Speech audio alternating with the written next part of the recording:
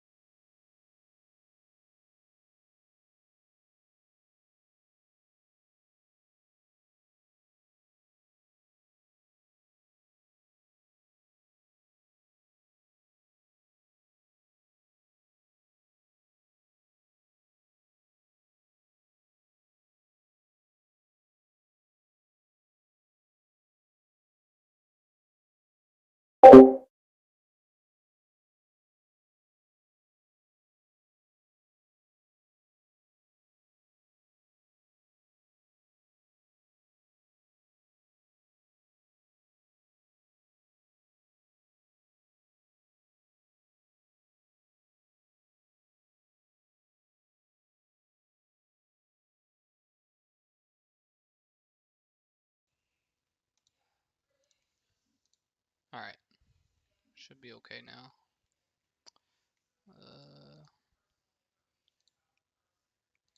Fuck. Okay.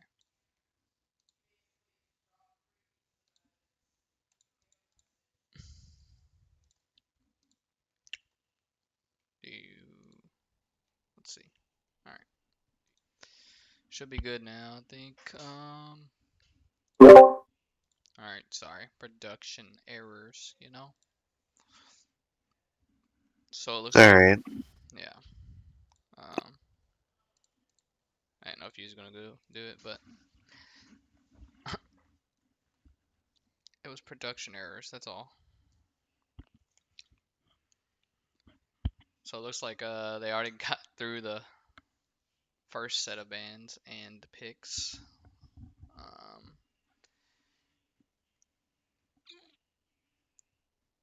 Ginyu Force picked Varus and Braum to protect him. Sejuani, little a lot of Freljord this game. I feel like got Sejuani, got Ashe and Trundle on the other side. Yeah, I think the Varus Braum combo will do good. I know they just buffed a little bit of Varus as well, so that'll feel that much better. But a lot of lockdown too on Murk and Force. The Braum passive, you got Sejuani and the Varus to kind of all root and throw everyone here, and Ashe being very viable throughout the last couple of patches, especially with that enchanted crystal arrow being a really good tool for utilization to really step up and start the wombo combo plays off here. So it'll be interesting what they round this comp off with the Orion as well, because you think Ashe and Ori don't have the the most hyper scaling damage that you could, are not consistent as Mm-hmm. well here. But the split push Trundle can also cause madness in his own right. Yeah, and I don't know what he's going to pick to counter that. I don't know if he's just going to play around his team or just try to match the Trundle with this top lane pick. Yeah, Mordekaiser coming out here, and a good pick at that, something to maybe nullify this Trundle being able to wreak havoc and kind of set himself aside as well to, maybe play the opposite and have him be the one that's kind of knocking down towers and setting those resources. So whenever you see a nice team comp here, like SNC's SpaceSloths have already conducted here together, taking away key pieces to kind of help, on a side lane can really be a really good viable thing here. So good thing by Murk and Force picking that up here, and you got three big beefy front lines here between the Maokai, Tahm Kench, and the Trundle here. So Ashe and Orianna should be pretty safe, and all they really have to worry about is that Spirit Rush from Ahri, so they can play front to back very carefully. Yeah, but with the Sejuani picks, I mean, anything like, I don't know, Ashe is kind of vulnerable, but they do have Tahm Kench to eat her if needed. So I guess Yeah, they can Varus still work. ult. I It can kind of go a couple of ways here. I'm thinking probably Tomkin support, Maokai jungle, and then Trundle towards the top. But I mean, realistically, all three could be shuffled around. Mm-hmm. Usually, you only see Tomkin in support or the top role, so they could be bouncing back and forth. But we'll have to see ultimately where they land. Yeah, I just they do both have a lot of damage and lockdown, so I think it could go either way. I feel like Trundle just wants a split push though. So Yeah, we'll see how that matchup goes here. Mordekaiser are really liking those melee matchups, and can really deal some damage here. So we'll see, first couple of items on Trundle if he's going a little bit more for that sustain, resistance for the AP to really help with the Mordekaiser, or if he's going to try to grab a little bit more help from the jungle, and maybe hit like a Blade of the Rune King right away and try to really knock down towers quickly while Mordekaiser isn't there. mm, I also think like just to talk about the first bans, Leona was a good ban for the Mark Ginyu, just so Varus can't get locked down from that. I think, and Braum's shield can block it only so much. So um, It also kind of takes away the MF arrow, part two of this as well. So if they were looking for that side of the Wombo combo, the Bromdor just really a good utilization. I feel like that Tryndamere is definitely a target band, as well as the Way, because Ways can just shoot you from half the map away and mm-hmm. kind of laugh at you while they're recalling. So, and then more mid lane bans too from Murk and U-Force, so kind of really putting pressure on SpaceSloths. So maybe a little bit of a narrow champ pool, but we'll see how they do. Oh, I just realized Merc went back to jungle, huh? When they picked up Yep. So Kernblade. yeah, a little changes around everywhere too. So we'll see what they ultimately come out with.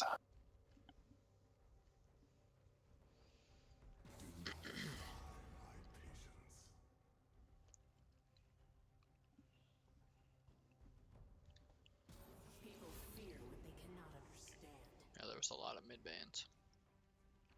A lot of split push bans too.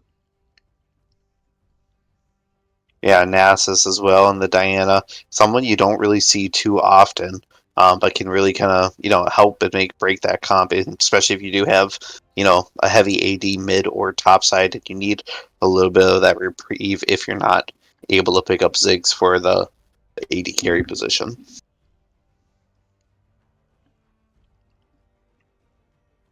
Yeah, I want to see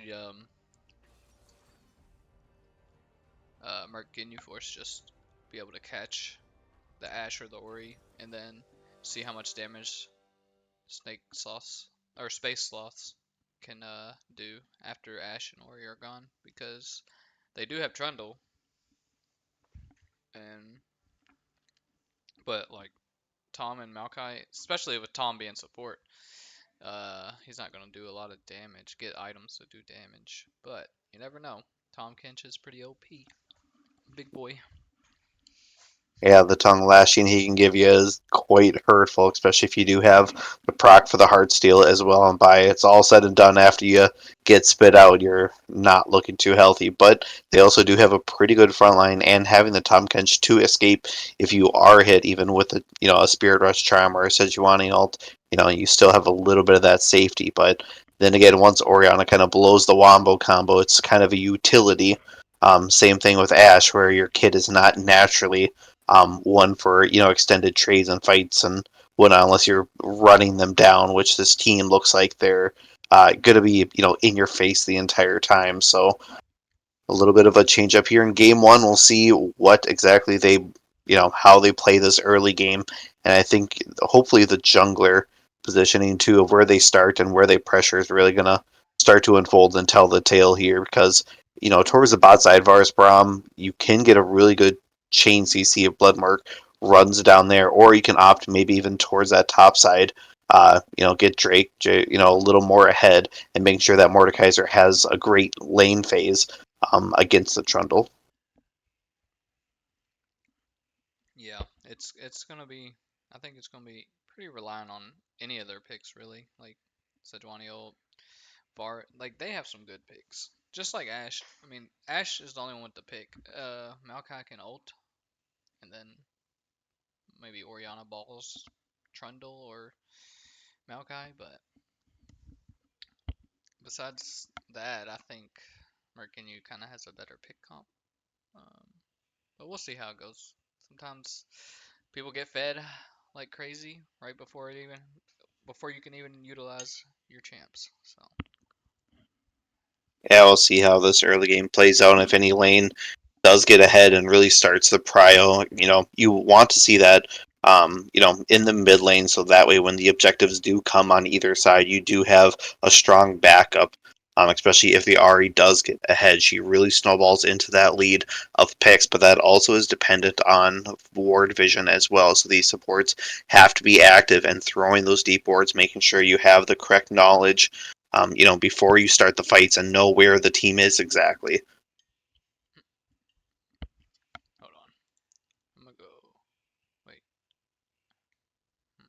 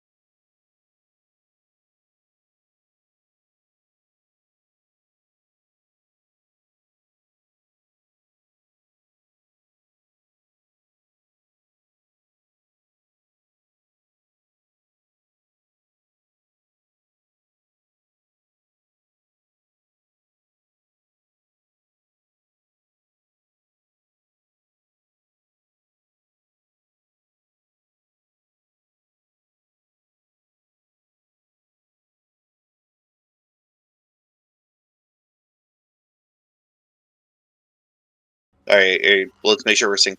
8, 9, 10, 11, 12, 13, 14, 15, 16. Are you lined up with me? Okay, perfect. Oh, you're good. Just wanted to double check. So, for the standings, real quick, Murk Ginyu is 2 and 3, and CNC SpaceSloths are 1 and 3. So, I mean, they're right next to each other. 30 seconds until minions Yep. spawn.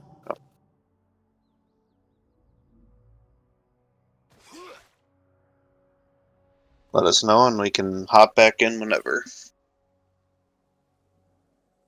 They're good. Alright, ready.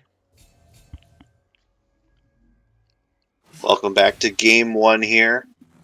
We were wondering about the lane switches just in case, just a little bit of a lining up here. Crimson and only Magic Girls here were not lined up correctly in the draft, but we do have the Ari mid and the Ari mid, and then Mordekai's going top facing against what they should, TK and Oriana here. So a little bit of deep vision as well coming out in that Raptor pit here. So I'm liking that, great vision, making sure you know where Sejuani starts, and hopefully this bot side can play safer around that when that time comes.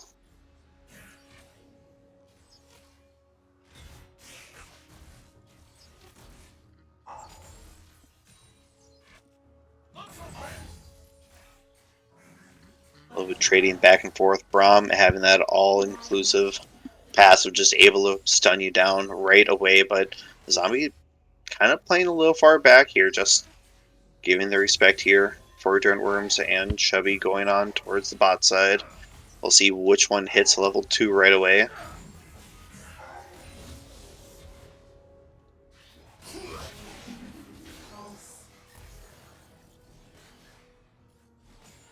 It is a low. I don't think we checked. Are you wanting to do play-by-play or color? Or what was your... I was going to do color just because, I was just, Okay. No, for sure. I can do play-by-play. Right. Wanted to double-check. I'm still trying to fix it too, the stream. Yeah. But I don't know why it's so messed up though.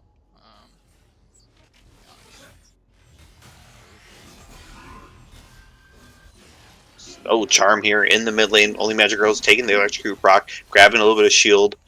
Not horrible of a trade here, but does come out the back end of it here. Not very healthy. Junglers, though, not towards the mid, so they can kind of just trade back and forth here. But both of them heading towards the bot side, pretty quickly. Maokai with that sapling, though, in the tri-bush, just in case. So they will spot Sedge if she happens to run by that tri-bush. Yeah, and you think, since they're both on bot side, think anything go happen right here before Dragon? It depends where they're at right now.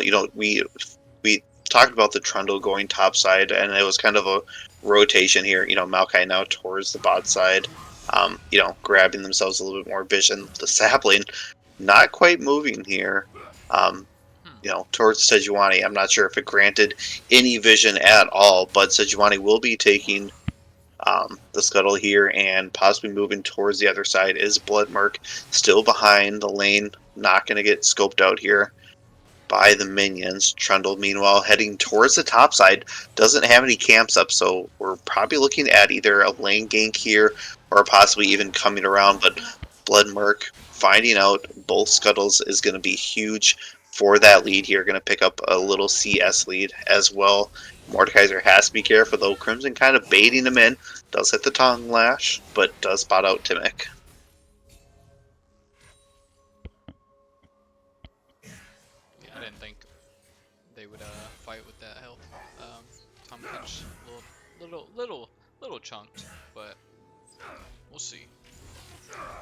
Yeah, with that passive, though, being able to pop that shield whenever you want and really gain, almost a half entire health bar if needed, is very critical here. So we see a little bit of CS lead here in the top side as well. 23 to 32 at the moment here. TK going back, probably opting into TP just so he doesn't miss out on so much farm, and CS is down a complete level here, especially if the Mordekaiser does hit 6 and then you're caught out when you don't have it yourself.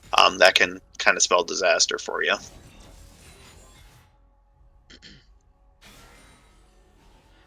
So, Mountain Drake is up. Where's Sejuani at? Oh, Going towards mid side here. I think they're going to trade the Void Grubs for this Dragon. We see this very often as you're just switching these objectives here in Dirt and Worms, and Chubby had the already the lane prio here as we see Varus picking up, kind of a bigger wave here. So they're going to take the Dragon uncontested. Meanwhile, towards the other side, Void Grubs taken away, and you want to make sure that you don't give it away to the Trundle that, while you're still in the jungle role, can still really do some heavy time split pushing. So, a great little takeaway. And also the Dragon, 5% armored magic resist isn't a lot. Oh, Tom Kench here towards the top side, eating the Mordecai. Mordecai are having to blow flash here. Drake trying to run out of there. Crimson not quite done with him though. Does have the eat up. He might splash him. Does not. Jumps in and out of the river. Crimson getting pulled here. Zombies there. Has a blow flash as well. Yeah, Zombie good back up there. Blood Murk as well. Running up there just in case. Meanwhile, mid lane, a little bit of trades back and forth as well. Orianna still having the shockwave and the spirit rush up for Ari. So if something does happen here, there'll be some big action. If he hit that stun, I think Tom Kinch just kills Mordekaiser there, even with Zombie there and Blood to follow up. And I don't know how they're gonna kill him after their damage goes away with Mordekaiser. Yeah, I think it's one of these things where, Mordecai is just opting into pushing the lane, grabbing the advantage and really kind of hitting it home. Once you get that Rylai's, it's very difficult to run away, even as Tom Kench. Oh, and here comes the ult into the Shadow Realm. Crimson can't go too far now. Drake popping some more abilities here. Crimson about a third health is going to get out of the Death Realm here. Going to start walking away, and the slow is enough here. He does not have TP though back to lane, so Mordekaiser can really push this in and continue the advantage, still up around that 12 CS mark.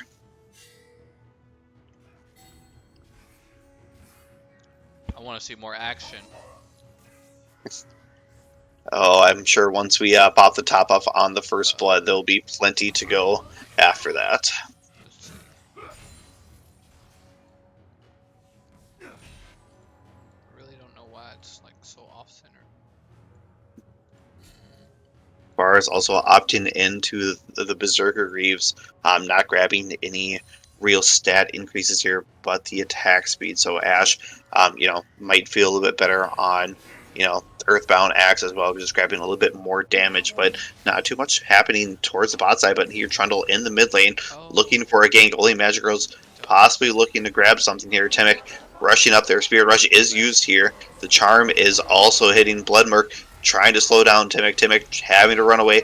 Will get the ult as well, and the stun. Shockwave gonna hit 2 and be a giant save here. Only Magic Girl's doing a great job of a save there, and Trundle has to thank his lucky stars that he survived.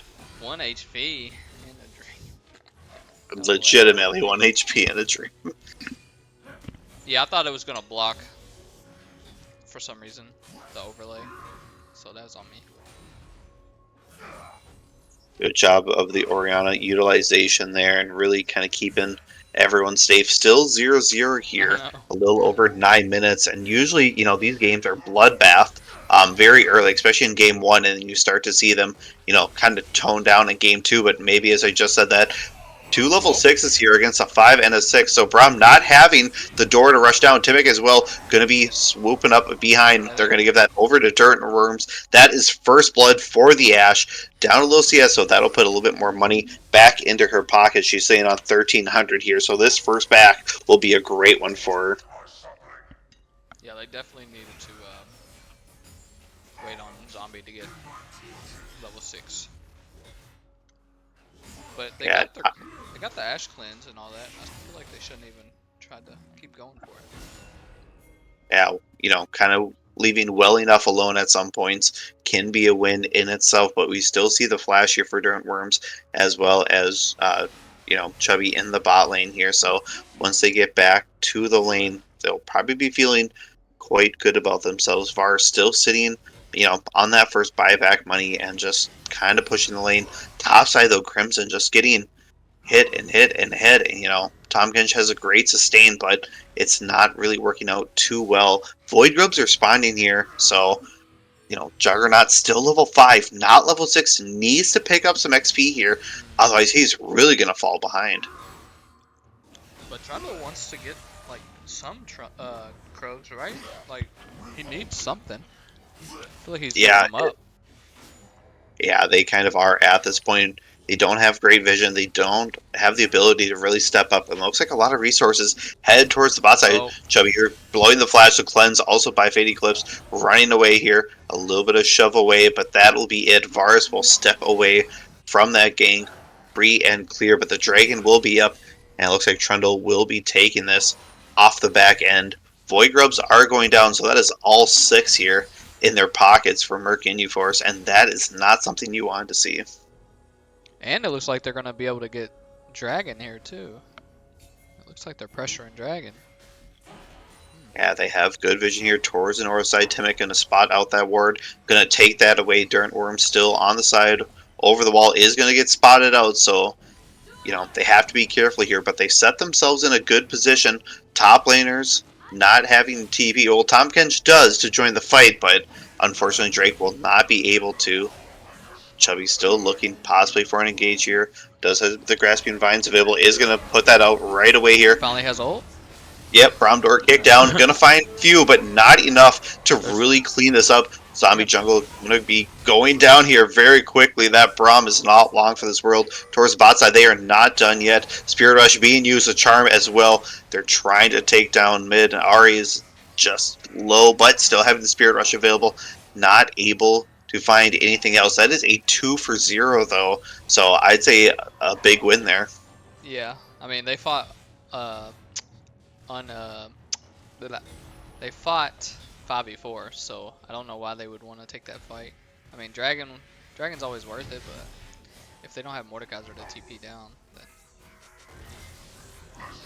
Yeah, unfortunately, I talked about leaving well enough alone, but Ari not doing that. Is Curious steps up and ends up taking the brunt of it all here. Zombie Jugger on the Braum, trying to clear a little bit of vision as well. Ori did TP towards the top side to answer this Mordekaiser. We'll see if it is a small solution or a permanent one if they end up staying here. Tom Gensch now towards the mid lane, so we didn't see the first switch in the game, but now they're kind of doing the old switcheroo. Yeah, I just feel like Mordekaiser can just tank all of Orianna's damage, so I don't know how good anybody can match up to Mordekaiser at the moment. Yeah, keeping up with the solo farm and XP here. Sitting on the Rylai's as well, so once that initial pull does happen, it's going to create some problems here. Chubby going in here with the exhaust spell. Crimson Arrow going to find the shot here. Stunned up for about a nice 2 seconds. There is the cleanse from Dirt and Worms, and they're going to find a kill off of that. Great utilization, the Chain of Corruption hitting, but there's no need once you do have the cleanse. So, great job by Dirt Worms and Chubby for a nice combo. Yeah, he just needs to be... Fates just need to be more careful, especially with Braum not around. Like, he cannot step up with the Maokai lockdown, the Ashe ult. Just going to be picked every time. Yeah, another objective being taken here too for Murk Ginyu Force. So they took all the grubs. They fought for the Dragon, kind of backed away there after the fight, limping away. Oh, Ori here trying to get away. The Spirit Rush in to the charm. Only Magic Girls still has the ult just in case here. Might look for a play over the wall. Grasping Vines coming down from the Maokai. Blue ready and grabbing up the Void here, but is the team fight gonna go either way? Bloodmark trying to find only Magic Girls, is gonna ult, finding that Orianna. Kill going down. Zombie gonna pick that up. Probably not the person you want though. Crimson having to run away here. Tom Gensch still very healthy on this top side. Gonna hit the blast plant. gonna get over there. So at the end of the day, it is just, you know, the one kill and the, oh, why can't I think of what it's called? Rift Herald going down. Yeah, they got all the top objectives, so I mean that's pretty good for them. They don't really have like an auto attack split pusher, but I mean who can match Mordekaiser? So Yeah, Let's it's take just the more reps. denying it more than yeah. the having it here. But we look at the gold too. It's only 1,000 difference. Even though you look towards the spot side, Ash kind of wearing that reward around her neck for 250 already on that bounty, 3, 0, and 3. Meanwhile, towards the other side, Fade Eclipse, you know, 108 farm, so still keeping up very well in that department here, and we see a little bit of lead for the Ari and the Mordekaiser as well. So while Ash is doing great, the rest of the team is kind of splitting that money between them and putting themselves in a good position.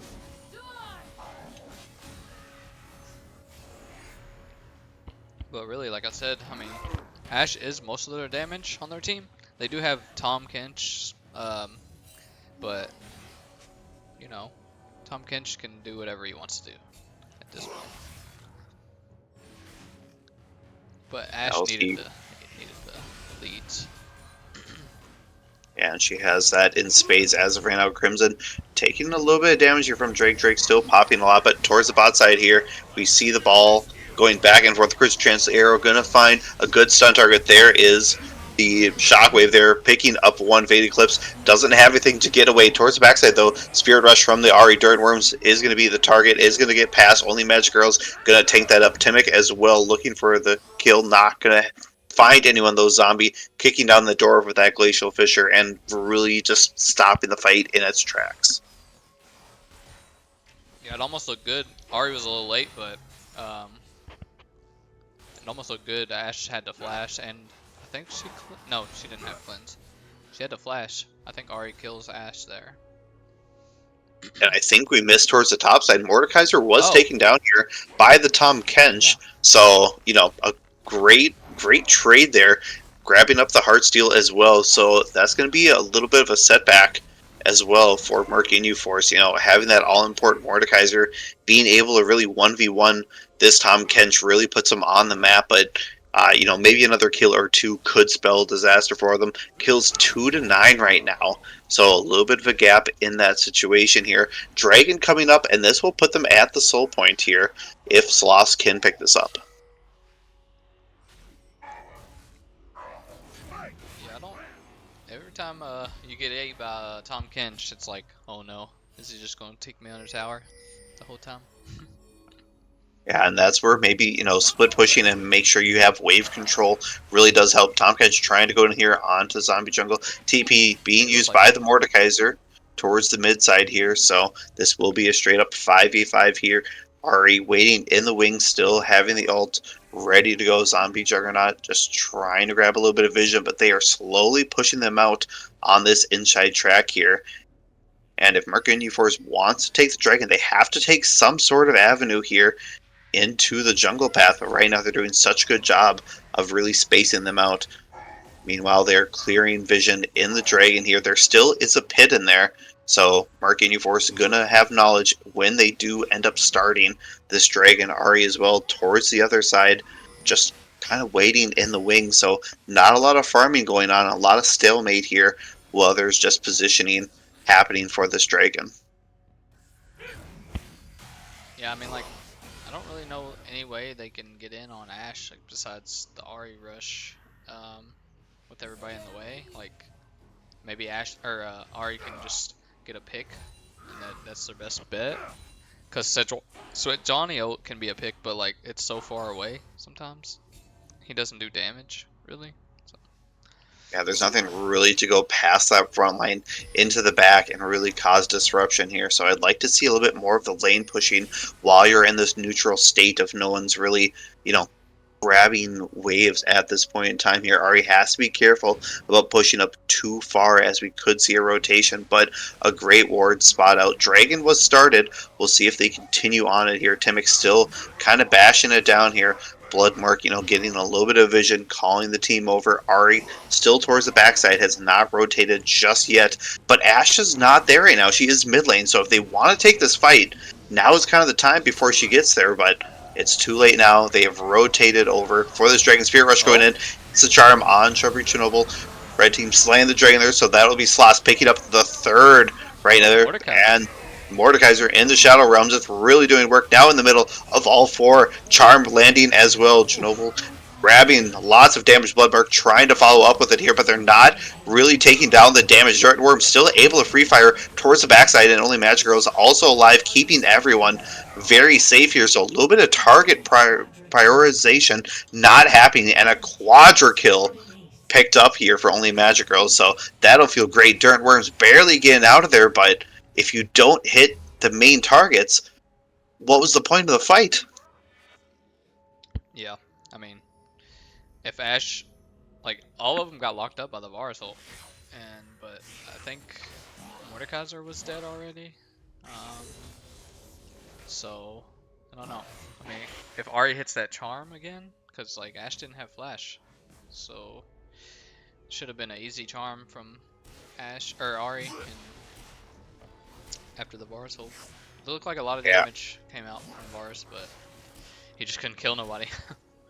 Yeah, it was a good amount of damage here. Ahri was on the backside. You know, a couple of people in front tanking up that charm, not able to hit, and not really having a lot of damage. Only really wearing that Malignance right now. So after the ult is completed, there's a little bit of gap there where you're not doing a ton of damage. Meanwhile, Orianna picking up quite a bit. 5-1 and 4 now. That 200 bounty on the head. Same thing with Tahm Kench, and Ash has grown to a 500 bounty. 5-0-7 here for Dirt Worms. So that is your primary target if you cannot get on there. But there's enough chain CC. If Dirt Worms does step up even once, they should be able to just kind of CC chain that Ash down and really, take the fight to him. Yeah, we'll see how the fights go, because, like, even Orianna's fed now, so it's like, after that quadra kill, it's, I don't know how much they can do at this point if they don't get on them. Yeah, it's going to be difficult here. There's Grasping Vines coming out here. Fate. Oh, Eclipse going to get taken out by the Crystal Arrow. So a great little pick out. Dirt Worms picking up another kill. 6-0-7 there towards the top side. Crimson and Drake going back and forth. Just one more pull. Seeing which one gets the better trade. Does avoid the tongue here. Great pull into it. There is the Shadow Realm pull for Crimson, just trying to let the shield go down. Tahm Kench does pop it, but is it going to be enough? Eats him. Not going to be there. Great shutdown here by the Mordekaiser, picking up quite a bit of gold, and probably this top tower as well. Yeah, if he's not around the tower, he can't. The Tahm Kench can't eat him and throw him under tower and kill him. So, he's farmed up enough. So. Yeah, Ahri still having the Spirit Rush and the Charm. It's really difficult to dive the Ahri, but just going to back up and kind of respect the way if you're that Mordekaiser, learning the lesson maybe a little early of the wave management. Dirt Worms headed back towards the mid side with the Maokai. They've been picking people off, piece by piece here with an Enchanted Arrow, and the grass really coming out here. So I expect more Wombo combos of those. And the follow-up here, Trundle towards mid side, clearing out the ward. Just going to look for the flank here on the mid. Baron is spawned. They're going to grab a little bit of vision, but I don't think anyone's really ready to start this just yet, especially with Dragon coming up in a little over a minute. It seems pretty one-sided, but, like, Mordekaiser's still, like, super strong. So, like, if they just keep it where he's splitting and maybe just matching Tahm Kench, maybe he just gets all these towers on splitting. I think that's their only bet right now until they catch up. Yeah, we look at the gold as well. I mean, there's a little over, that 3K or a little under 3K difference between, so not a lot here, but the farm also tells the story here. Mordekaiser in the lead, Ahri picking up the lead, and the Varus not too far behind the Ash as of right now. So it's really those kills just kind of keeping everything at bay here. Only Magic Girls towards the top side does have TP though, trying to match this Mordekaiser and really slow him down.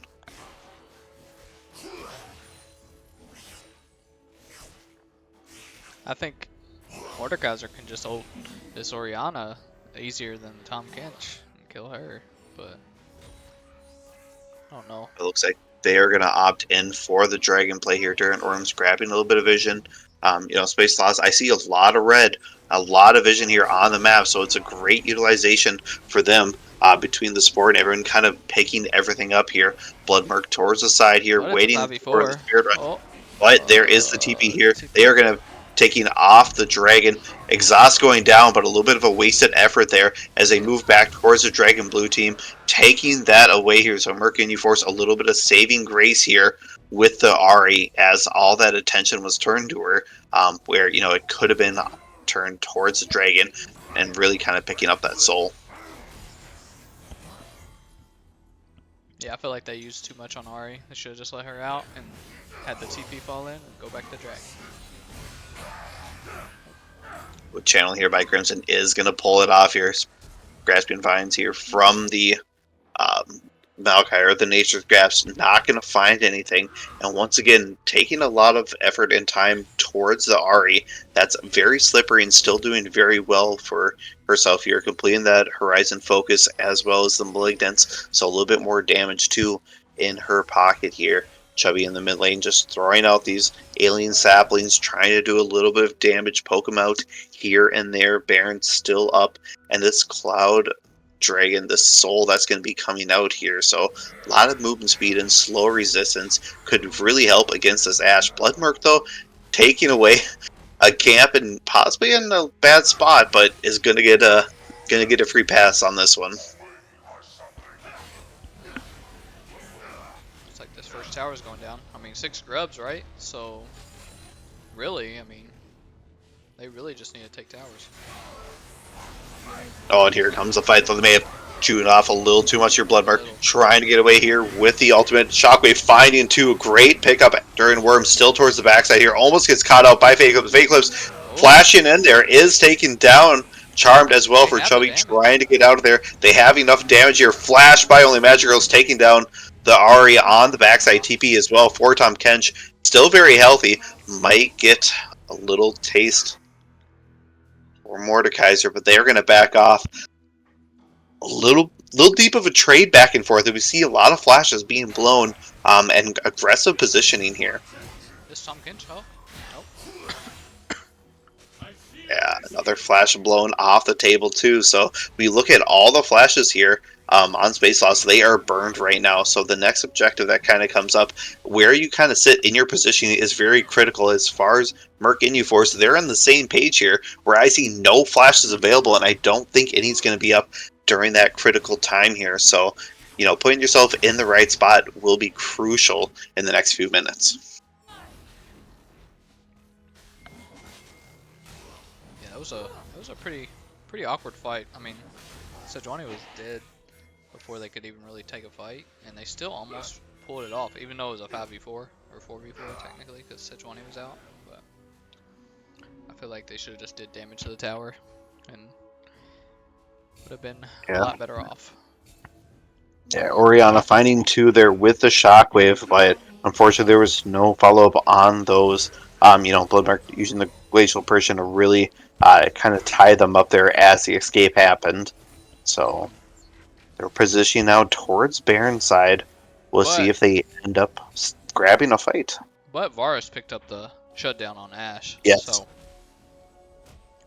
Big effort. Still 1, 6, and 2 though. You have the Rage Blade and the Blade of the Rune King, so not a lot of damage really coming out, and you're wanting those extended fights, which in this scenario I'm not sure if it is the best route here. You're going to be able to take down the front line though, a lot easier with the Tom Kench and the Trundle kind of being that bulky front line. So I'm thinking that's where his head lies, is we're not going to really worry about the back, and it's about that sustain. Meanwhile, towards the bot side, Tom Kench eating up the Mordekaiser, still has ult here if he wants to really challenge the 1v1 Crimson. Trying to get away here, goes up and under. We'll see if the pull happens. Pull is just out of range here. Chubby, though, towards the bot side with that Maokai just as support. Yeah, dragging up in less than a minute here. So once again, this is Soul Point for Sloth. So they have to get here early, and they have to be aware of what's going on. So Chubby does have the flash. You know, Ari might have it by the time they get there, but TP as well for only Magic Girls towards that top side on the Oriana. They have great positioning here, and I don't think they need to really do anything else but kind of just sit in that river and wait for them to come at them. Oh, but they are opting into the fight here. Crimson going towards the backside. Glacial Pressure by the Ash. Ash going to get britted up for a little bit, but only Magic Girls towards the side. Oriana just takes her out of the fight immediately here. Right. They try to get towards Dirt Worms. Dirt Worms not really taken up here. Drake trying to find a primary target. Does take down the Tom Kench, not the Ash. You know, with that Shadow Realm. Only Magic Girl's gonna survive as well, so a great start to the fight. You know, finding Dirt Worms, but no follow-up, and Ari waiting too long on the side, and only Magic Girl's doing a great job of picking up that kill. That is going to be an easy pickup for the Baron here for the Sloths. Ash might die though. She stands in that. She's getting low, but hopefully, I think she might die. Yeah, it's close. Gonna grab, a couple of fruits here. Gonna heal back up. Timic also taking tons of damage here, so they have to kind of back away. I think Ash is able to come back in here, but you're kind of allowing some free hits here from the Baron, and this might spell disaster as Ari rushes in, takes out two, doesn't grab the Baron, cleanse here from Ash, but that'll be it. A triple kill by Ari, so great money back in their pockets. Only Magic Girls on this dragon might be taking it, is going to take the soul point, but they had to use TP as well. That was an interesting Baron call, and then all of a sudden a stoppage out of nowhere, too, to kind of really allow that Ari to make that play. So a little bit of awkward confusion, and, what they were doing there as far as coordination. So, I mean, taking 3 down right as the Baron was taken, I think that's a win, but you did lose soul on the back end. Yeah, that's what I was about to say is they got soul, though. But I feel like Oriana should have stayed with them and got Baron, so they didn't get so low. Took so much damage. Had shield. Yes. Sending in Ori for the dragon is it's a call, we'll put it that way. It's not who I would send for that, but at the end of the day, you did pick up soul point, 7, 1, and 9 for the Ori, so she's very far ahead and doing a ton of damage. And they have Baron still. They got Baron on her. And so it's not completely wasted, but yeah, pushing down mid here. They are looking for this tower, but they have to be careful about how far they step up. Shockwave here finding 0. That is the bagel for them right now. Trying to back off. That is a giant cooldown. Wasted for them. Bloodmurk looking for the Glacial Prison here on a primary target. Not going to really find it here. Is going to step up. Going to take quite a bit. Braum as well towards mid here. Doesn't lock him down with the Glacial Fissure. Does pop up 3 on the side here. Tom Kench trying to be that front face. Tokus here. Timic going to be going down here with the Mordekaiser. There's the Flash and the Vines coming out. There's a little bit of a turn now. Dirt Worms and Oriana. The Charm does land, sending Ori just to step up a little too far. Meanwhile, Bloodmurk looking for the backside. Not going to happen. Crimson doing a great job of kiting back. Is going to lose the life forward here. Double kill on the Varus. So another great pickup here. But you still have the 2 primaries of Dirt Worms and only Magic Girls kind of limping away at the end of the fight. And especially with a Baron, I would call that a good defense. You'll take a 3 for 3 all day. yeah, like I said, like Snuggle even said in the chat, Murk has a better damage comp. Ori and Ash is not really doing a whole lot of damage. I mean, like, especially if you miss the Shockwave, it's going to be hard for them to do a lot of damage. Yeah, there's a lot of cooldowns involved into this, and you have to play the team fights either, to a T, or you need to back off consistently and making sure that you're in that right spot for the next fight. 3 minutes left on the Elder, 3 minutes on the Baron, so neutral objectives not up for quite a while. We'll see what kind of dance Preludes this here. Fade Eclipse looking for the red buff. Only Magic Girl's gonna fight him. There's the Shockwaves. There is the Flash as well. So Fade Eclipse going back to that red buff. Gonna pick it up as well, but with no Flash for this next fight that's upcoming for the objectives could be huge. And you see, Varus wasn't even scared. He was not scared after Oriana missed ult. Yeah, just kind of ran right back in there, but not knowing who else was around, so a little bit of a risky play to happen here. So another fight here towards the mid side. Chubby looking up at Zombie Jungle. Gonna get hit a little bit, but not too crazy just yet here. Bloodmark towards the front side here, looking for a primary target. We do see only Magic Girls and Dart Worms kind of really staying pretty far behind. That giant front line is what they want to see. Meanwhile, towards the top side, Tom Kench and Mordekaiser are going to be duking it out here, and we'll see exactly where they both lie at this power spike to see if they can kind of go toe-to-toe or if somebody gets the better. Yeah, last fight, I mean, there's not really a lot of damage from SpaceSloths to do against Mordekaiser, so that's the problem. Like, Mordekaiser can do damage and he's a tank, so it's kind of hard to take down. Especially if he grabs a primary target. The last few of them, we've seen, Timic go in there. We've seen Crimson as well, but not the Ashe. We'll see if there's another fight here towards the mid side. That Maokai just kind of goes in, says a little howdy do, and then starts to run out of there as well, not finding the primary targets of their own. Bloodmuck still looking here for an ultimate target. Chubby towards the side. Just clearing out the vision, gonna set up, but there's a TP behind here, and they have to be careful. There's both of them. Yep, Charm not landing here for the Ahri. Timic gonna be taken out here by the Shadow Realm. They still have to back off onto this. Shockwave's not available as well, so that is a big cooldown here. Timic slaying down Mordekaiser, and I'm wondering why they keep on taking Timic on the end of this. You need a primary target. Exhaust going down for the Ahri. Ahri's going to go down. Bloodmark having to run away. That is a 0 for 4 here, and still, I'm curious of the target selection. That is the last 3 times Timic has been chosen here for the Death Realm, and it really doesn't help them at all. You need to take Ashe, or you need to take Ahri out of the equation. Yeah. They got Ori's flash, but they used a lot. Like Varus ult missed, and Ahri ult into Charm missed. So that was a lot of damage that Oriana just mitigated, pretty much. Yeah, now the Baron attempt here as well. We'll see if they end up taking this a little bit cleaner than the than the last time. Ashe still very healthy. That Baron gonna go down quite easily here. Kills 29 to 13. As tipping towards the Sloth sides here. We look as the gold as well. That's a little over 7.5k around for that. So this could be the end making here as Baron went down, Dragon is up, and they could push this right after Elder for the win. Elder could be a turning point for either team, though.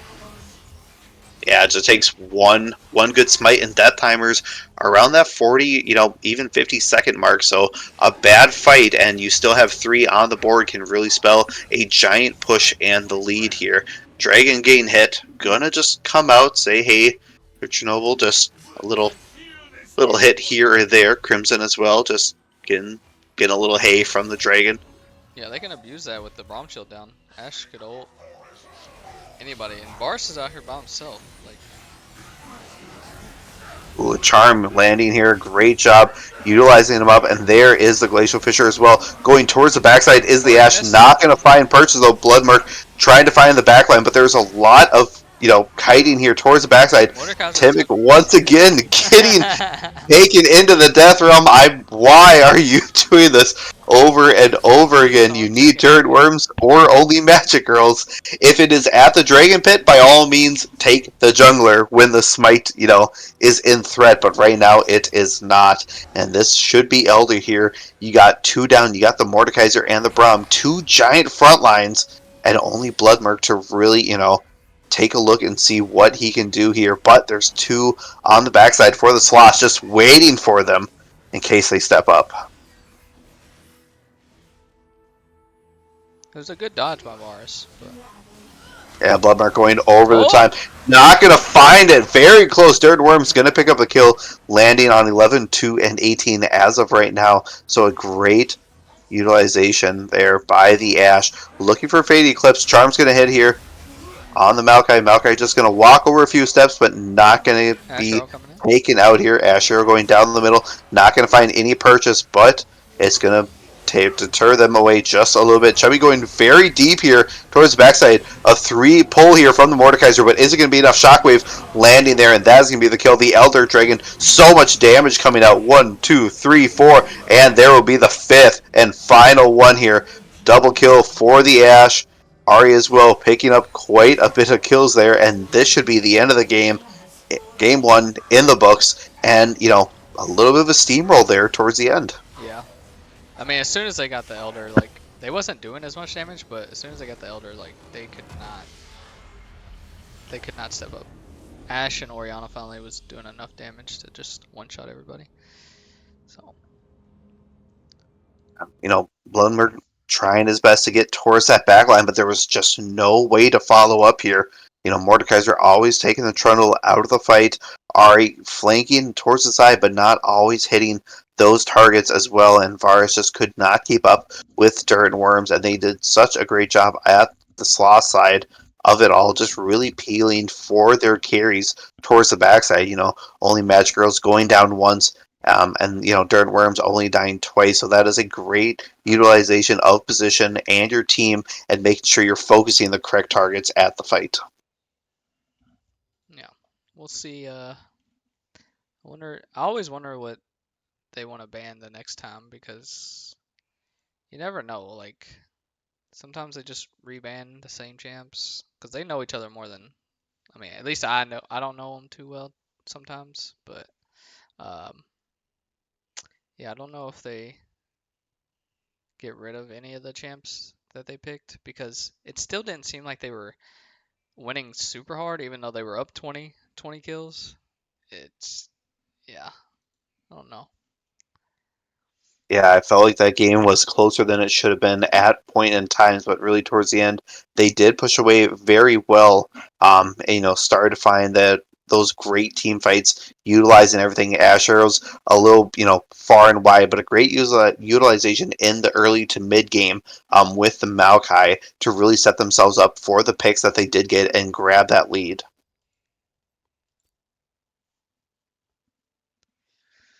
Yeah, hopefully we get back into this next one. I think they should set it up, and it should swap over, right? To,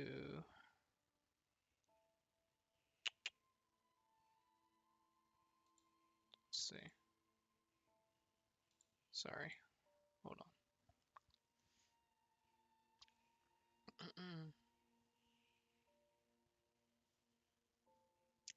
on. Let's go on a break until we get into the draft.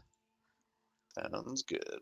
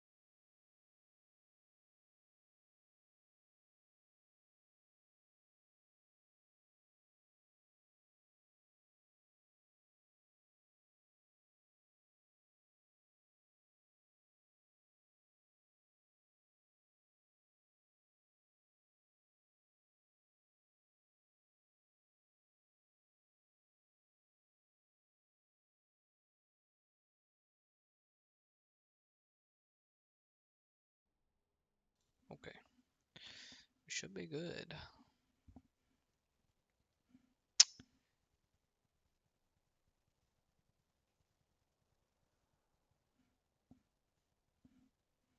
Okay, who are they going to ban first? They're going to go with the same bans? Wait.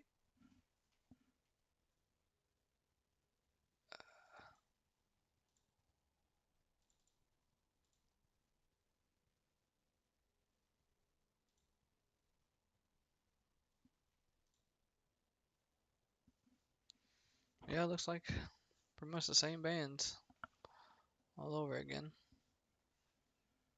Wei, Leona, Trinamir from Ginyu, and Kog'Maw, Wally, and York. Do they pick?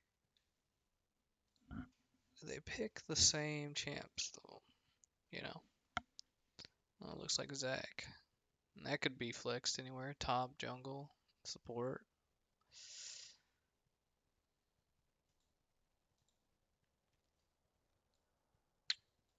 Zac pickup, very interesting. I like to see.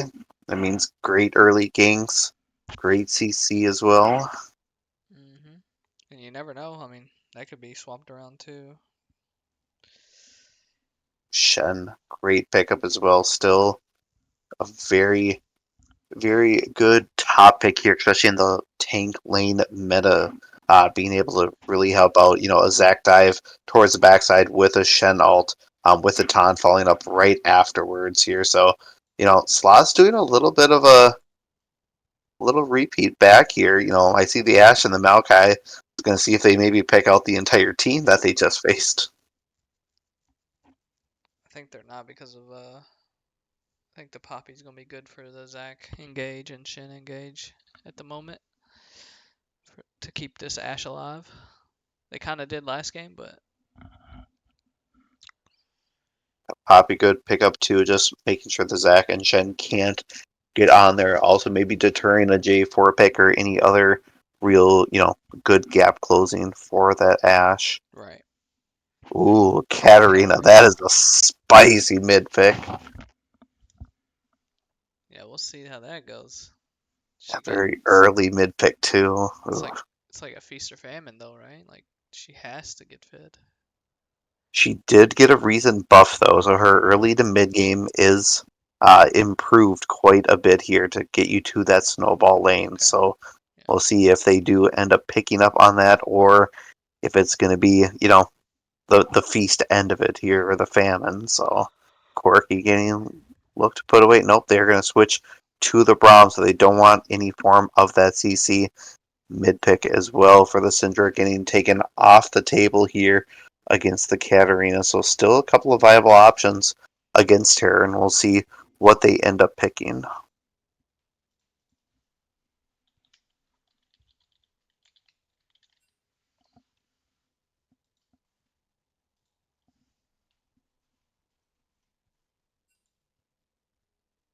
Lost still just waiting here to the last second. Wasn't quite sure what they wanted, but yeah. Varus taken off the table. There's a lot of good Chain of Corruptions, but just, not enough damage, unfortunately, with the build that it was going, and, falling behind. Yeah.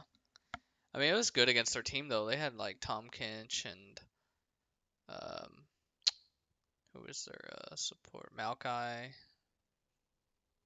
I mean, it was a good tank shred build, but The Amumu as well. This could be some spicy lanes here as we see both, Zac maybe going towards the support, or even Amumu could end up going here. Otherwise, they could also go for kind of a really tanky frontline wombo combo where maybe they pick something else towards the bot lane that isn't an 80 carry, put all the eggs in the Katarina basket, and just hopefully have enough CC chain for her to really unleash here. I do like the Galio pick into this Katarina, though.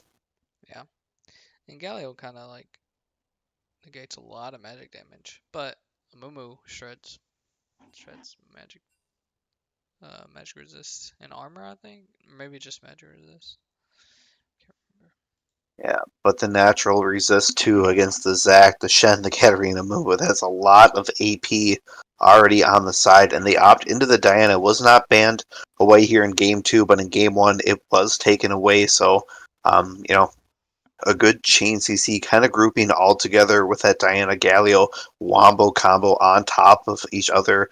Kind of looking away if the Ashe is picked off the board.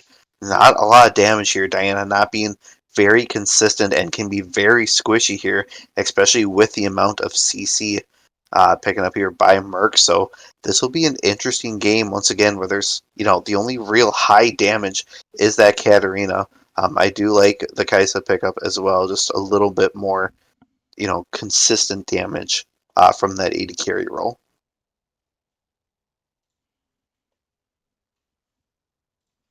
Yeah, I don't. I mean, SpaceSloths definitely have more damage this go around, like with the Diana and Poppy. Galio does a lot of damage for somebody being a tank that usually goes full tank. But I mean, they got Kaisa can shred again if she. I don't know if she has to go AP though, like this game, because they have 4 AP or magic damage champs. So it's gonna be a little weird for her to go AP. But And Static Shiv just was altered too on this patch, so it's not going to be that same feel where you're, critting to the backline on that. It's more of a changed. I know Ashe really deals well with it. From what I understand, it's now a growing crit chance that resets every time you crit. So with Ashe, you get that proc off consistently. But it'll be interesting to see the build path here from the 80 carry. yeah, they're ready. Yeah, I want to say, do we make predictions on who's gonna win? What do y'all think? Wait, hold on. Let's see. Can we do that? Oops.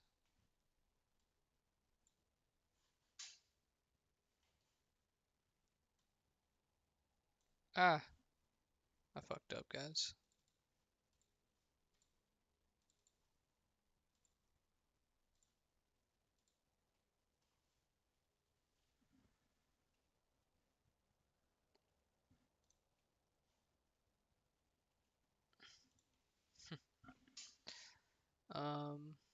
Yeah.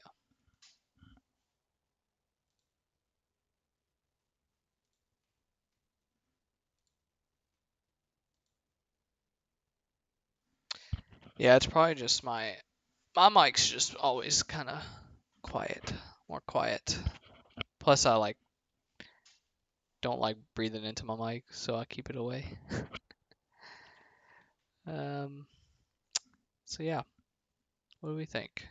Kaisa's gonna do a lot, maybe, because they have a bunch of short range champs on South SpaceSloth. Ashe can be kind of annoying to deal with. Again, I mean, they let her go through. I mean, she was fed.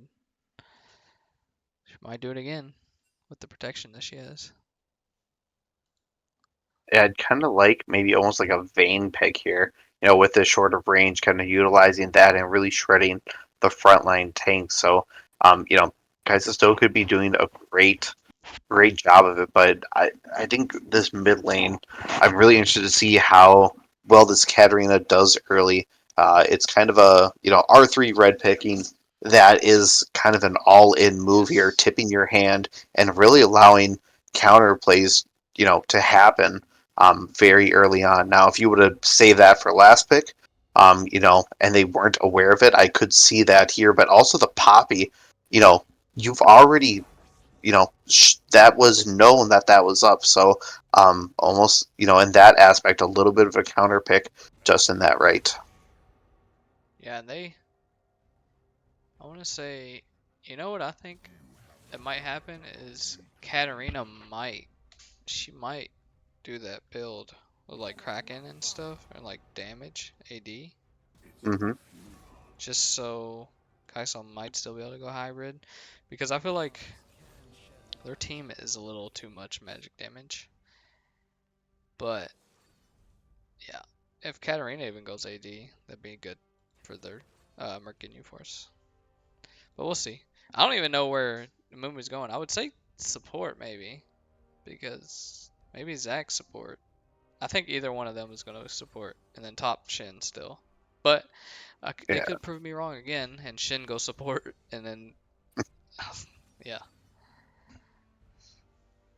It's kind of up to their discretion of what they would exactly like here. So a couple of options. You could either see something weird where, Katarina support and you're just kind of cleaning everything up here, but then you know who's towards the mid lane. It's kind of a Husker do right now, and you're just kind of, hoping that it goes well. I mean, we did see the Malkout support last game, and this guy might just play Malkout support all the time, but this could still go Poppy support. You never know. Like, I don't know. I don't think it is, but and then Malkout jungle. Cause that's the only things I can think of though. Wait, I just thought of that. Maybe is it Diana jungle or Yep, Diana jungle. yeah? I was wondering about that because like yeah, it is. And then Malkout support. Top lane Poppy.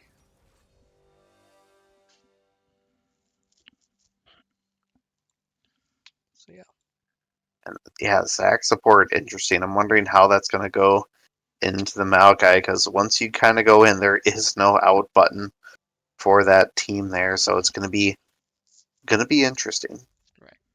Let's just go.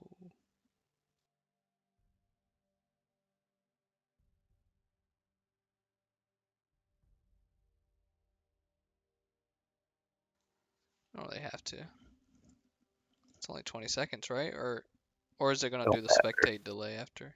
It'll be the spectate delay, or it mean that will be our it'll be a 3 minute, so probably just a quick intermission so we can sync up and be ready for game two. All right.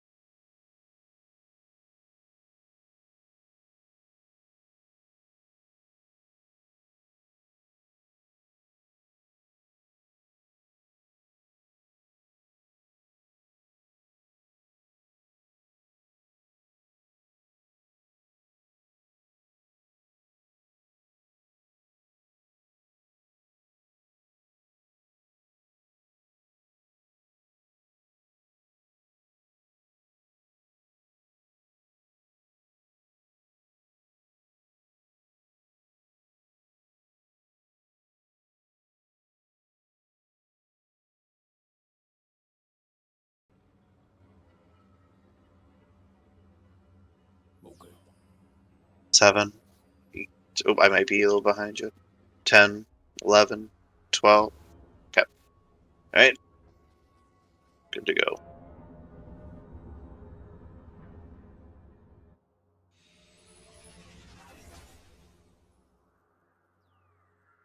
Welcome to Summoner's Rift.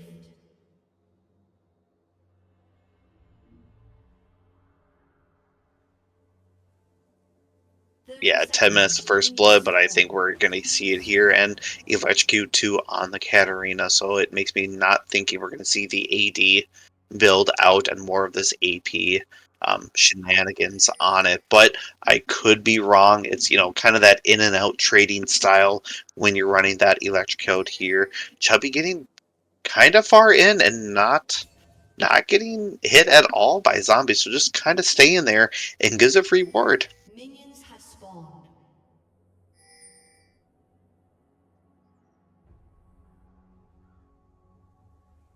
Like to at least show a little bit of pressure, push away from it to maybe negate the word, but that gives us a lot of information here as now Mumu's starting towards top side.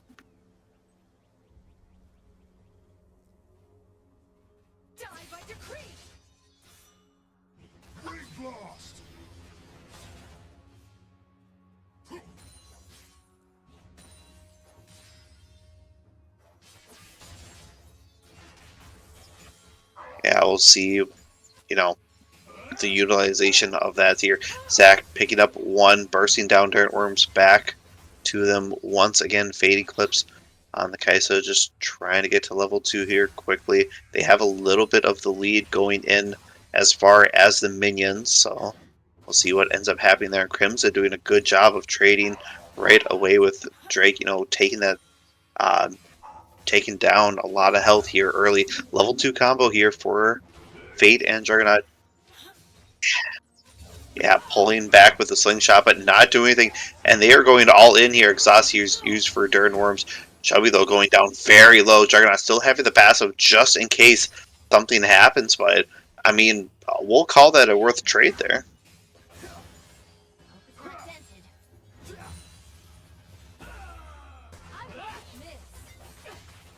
Oh, cramming them both together. Passive here for that. Exhaust also going down. Eclipse not quite having the damage, close but no cigar, having to stand on top of Zombie, trying to save a little bit of damage here. So Chubby really saving the day here, holding that exhaust and using it at a critical moment.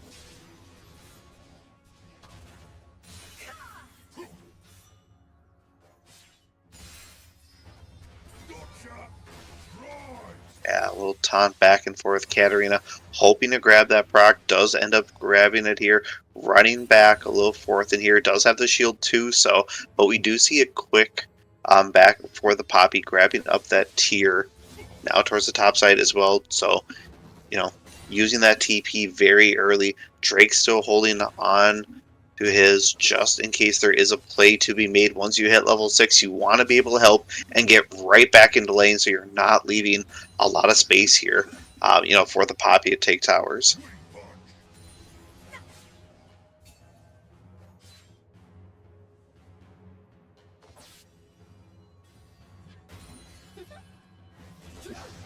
Well, here's a taunt towards the top side. Poppy getting hit up just a little bit. Drake has a lot of minions, though, behind him, so Crimson doesn't want to stay too long into this lane here as the minion damage, especially early in these levels until you really hit 6. They do quite a bit of damage here. Only Magical's healing up quite a bit as well. Trade back and forth with this Katarina. Katarina about half here, trying to get under tower. Diana moving, towards that Scuttle. Timic gonna grab that one. Did grab the other one as well, so a little bit of a repeat action here for, at least blue side now of things where double Scuttle was taken.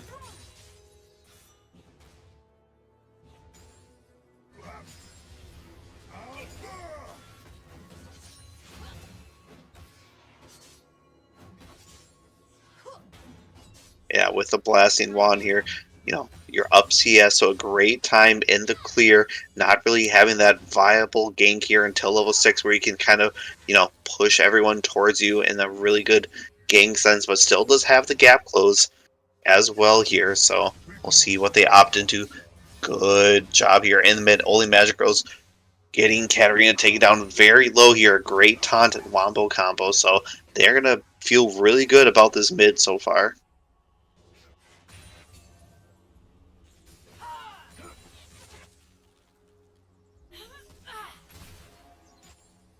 Yeah, picking up that Wisp here, so a little bit of movement speed as well as the AP, trying to keep yourself dancing around this Galio and making sure you can avoid, every skill that you can.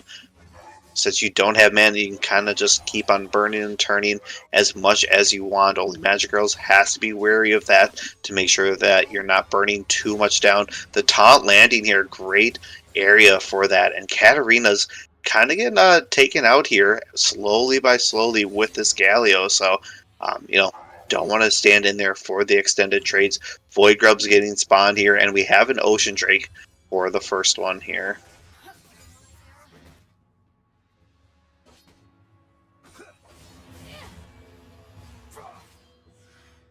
Yeah, Drake.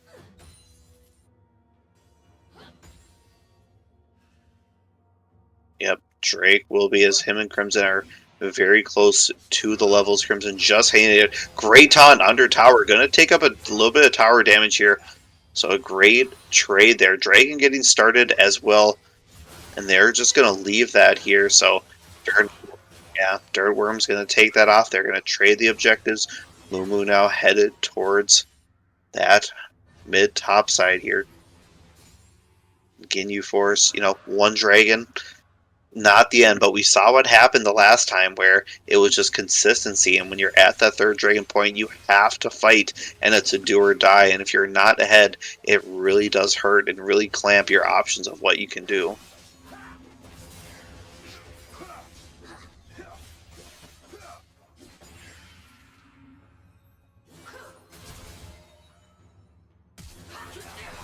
Yeah, they're looking for Katarina getting chunked out there. Galio with the hero's entrance, not going to find anyone though. Katarina trying to get out of there, doesn't have a lot of move speed. Shenult, Stand United on top, gonna save, and also not going to get taken down here. 4 towards the top side though, so, quite a commitment here by the Sloths.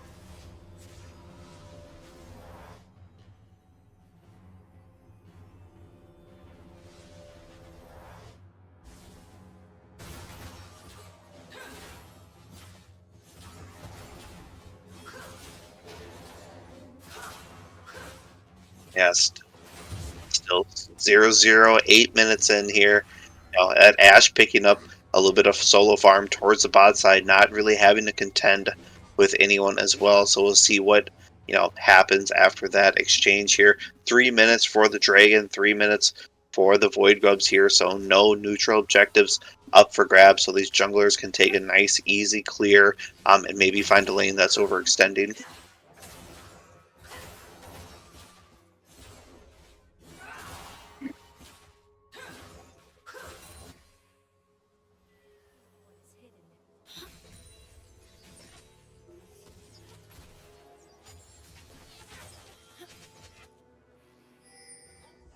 Yeah, it's going to be one good team fight. The Diana on top of the Galio ult can really cause some problems here. So, but they have to be able to time that perfectly. We saw, a little bit of that time delay here. So Timic had, a good all-in, but only Magic Girls was just a little too far away on the timing to really help wombo combo that here.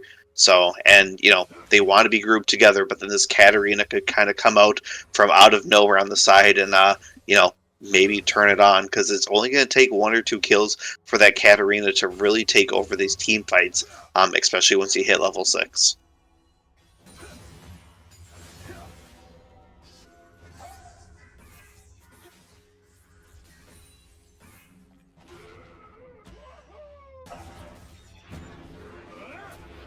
Yeah, towards the bot side now, Zombie Jungler looking for cleanse, has to be burned as well as the flash. Meanwhile, topside Poppy doing a great job of trading here with Drake, just trying to push him in. This Poppy is doing a lot of work towards the top side as well, just shoving them in. Katarina, though, towards mid with Galio. Amumu kind of waiting in the wings. Taunt does land. Blood Murk gonna find a little bit of help here with the Katarina. Katarina looking to go in, does hit up a lot of damage, but Bloodmark not tossing out any bandages, just out of range here. Chubby, though, trying to clear the ward. Is it going to be enough? Does cut him off from the side, has no one else to really hit him too with, those bans. So kind of an easier time when you're in the lane, making sure you're not taken up by the Zac.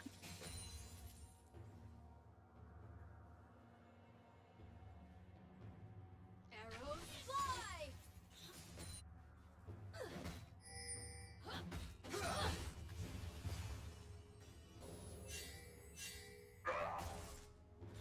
Yeah, Chubby here grabbing that control word, trying to grant a vision here.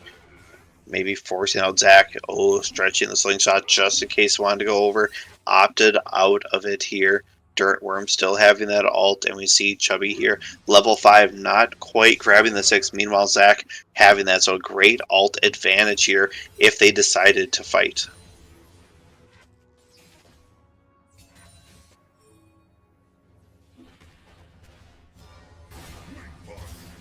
Yeah, Galley here on Bloodmark going in with the bandage toss, just gonna try to get, trying to get him out of here. Only Magic Girls having to retreat, going back towards the teammates here. They're gonna pick up another set of Void Grubs, and that will be all 6. Oh, sorry, I thought it was, yeah, nope, you were correct, 3 for 3. Got all of them, yeah.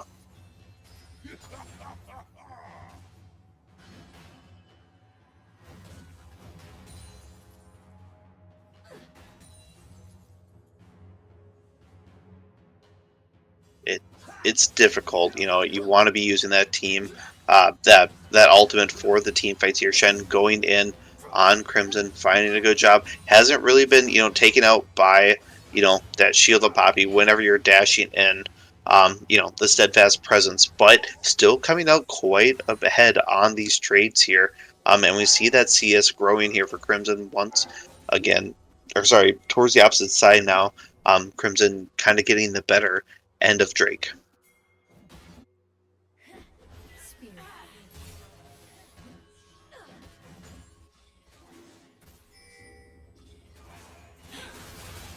Oh, here they go, running towards the mid. There's the hero's entrance now, crashing down, popping up to Kaisa now, using the ultimate, trying to grab towards Timok. Timok not going to be able to go into that. His first blood on the Katarina. Resets are going to be coming around. Double kill as well. They're looking for more kills. Juggernaut slingshotting in there, but not going to find anything. Dragon going to go down here, and that is the Chemtech Dragon. We do have the Hex Tech. Gates being available, so a lot of, ability to go in and out of the jungle very quickly here. But Katarina picking up 2 kills off of that fight. That is not what they wanted. No. Yeah, I was muted. Oops. Yeah, it was go for it. Yeah, it seemed like Poppy was late to the fight, I think. The TP, maybe? I don't know, I didn't see her. But it looked like a good fight for Diana.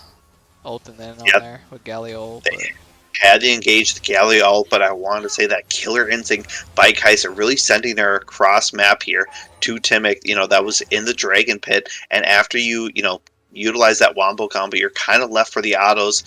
She did complete here that Nashor's too, so a little bit of damage, but Fade Eclipse just doing way too much here, even with that adjusted static shiv, and Katarina doing a good job knowing there's a lot of cooldowns on this team, kind of staying home, picking up 2 kills here, and finding a Lich Bane for herself as well, so that will be hurting quite a bit. Yeah. And like you said, I mean, her getting a couple kills after level 6 is going to be good for them to come online, because Galio does not take any damage from Katarina, so she needed those kills to get going. Yeah, and we'll see that. Oh, go for it. I was going to say, it looks like Maoka's trying to go in. Not sure if that is the best idea. Katarina just being so slippery and can really dash any which way here. Bloodmark Lord towards the top side. Crimson going to put up that steadfast. Hopefully no one is going to touch him, and he gets out of there. safely. Does has Sunfire as well in case someone does come close. They're going to be taking quite a bit of damage as Poppy is hurting very early, but they send a lot of resources here towards the mid side. Ashe and Maokai now. A little bit of a lane swap as Galio is opted into the bot side, so this might be a little tactic strategy as they're, possibly looking for this Rift Herald, and they are moving to it as of right now. Poppy as well having that lane presence, being able to have that advantage, and they should be able to take this one for free unless Bloodmurk really wants to make a hero play. What did they change about static shift? Do you know? Um, 'Cause you it's still no built it, longer. but Yep. So it's no longer. It's your first 3 attacks that really get the most out of it. It's almost like the Kraken Slayer oh, I now see. type of deal. So you're still grabbing a little bit of damage, but it's that initial 3 proc burst of those champions. Even on Vayne, that might be something too because you're looking for that 3rd proc. And Gnar could be utilizing that as well. Same thing with maybe a couple of melee champs even in that rapid succession here. So Right.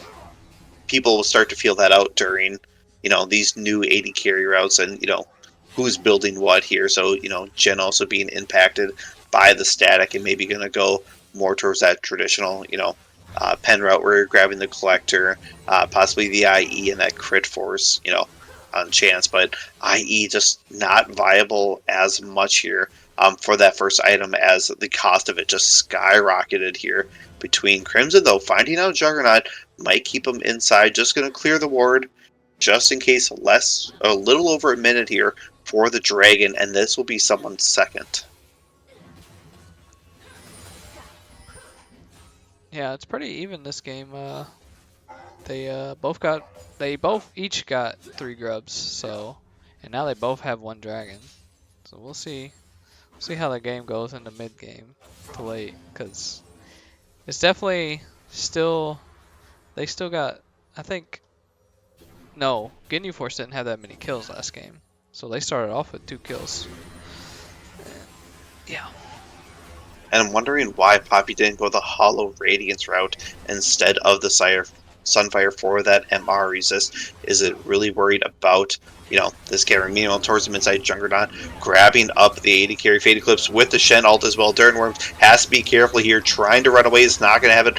Blood Murk as well, going to throw down the Curse of Sad Mummy, going to pick him up here. Double kill here for the Kaisa towards the backside. Is going to get taken up and smashed up by the Hero's Entrance. Ooh. On that great forward knock up there. By Poppy, causing a lot of discouragement here as well. But a great taunt here from the Shen really cleans up the fight, and you got the 3 big boys kind of running them around here. Katarina still untouched at the end. Did pick up a lot of assists here, so that buyback for Katarina is going to be huge. But Kaisa doing a great job here. 2, 1, and 4, really sticking on the outside, and I thought it was looking good until she got that last final pop. Yeah, and it feels like somebody's always late on the side of SpaceSloths. I don't think Galio got there till everyone, like Diana was at least dead. I don't know about everybody else, but yeah, I know Diana was dead before Galio even showed up, so they need that combo to work. They need Diana to survive. Yeah, this heavy melee team that only really has Ashe for the backside. And Dirtworm's doing a great job in game 1, game 2 here, trying to repeat that performance, but just getting caught out barely there by Bloodmark on the Curse of the Sad Mummy, and kind of getting roped up throughout the entire fight here. Not having flash, no cleanse available as well. So, this posture is going to be that much more critical here in the upcoming team fights. Yeah, it could be a repeat, an easier repeat of the last fight, just because of that. No flash on Ashe.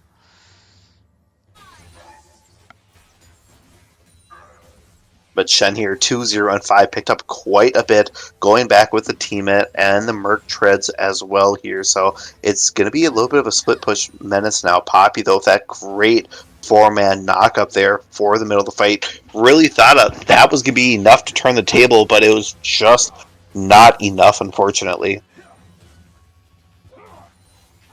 Yeah, because, like, Galio's Galio has the Leandries, so that looked like it was gonna do enough damage to kill them all, but they just don't have the damage at the moment. Not together, I should say.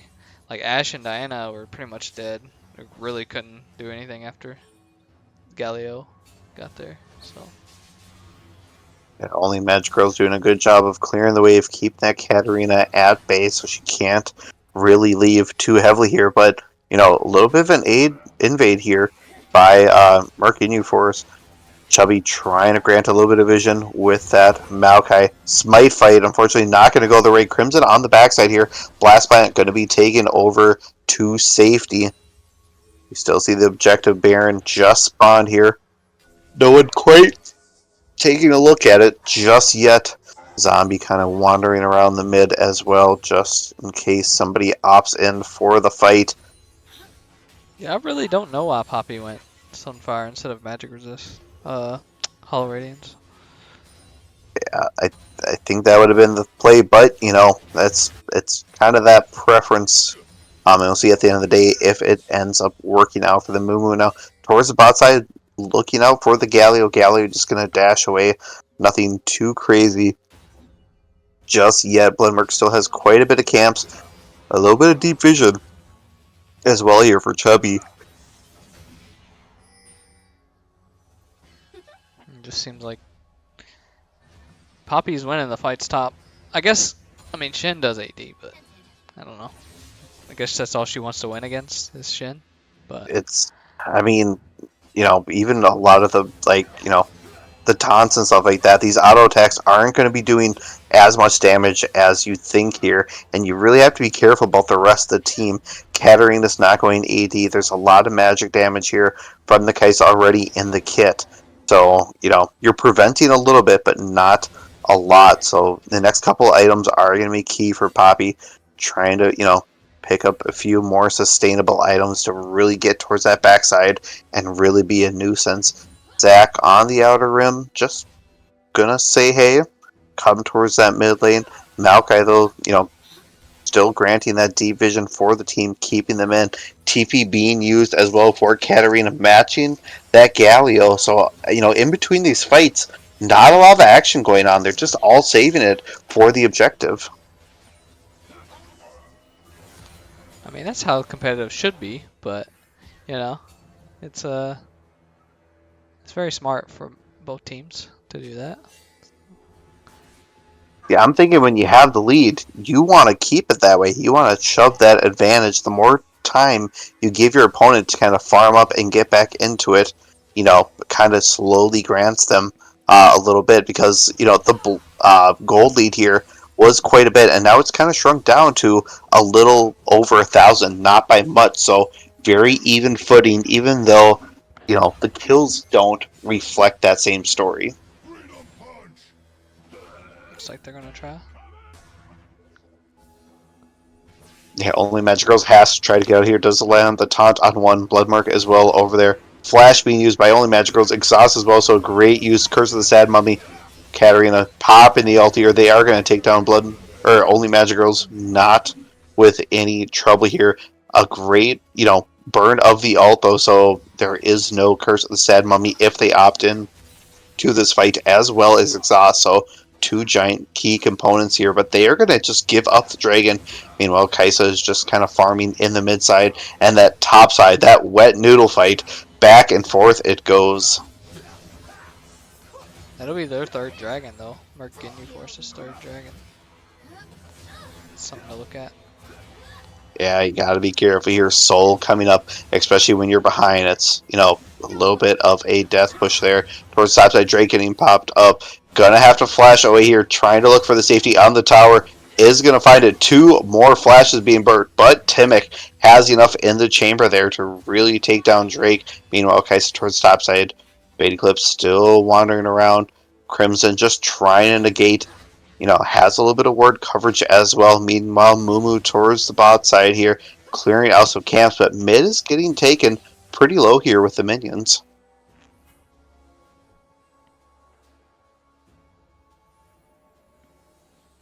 Yeah, it seems like they did get a kill on Shen, but I don't know.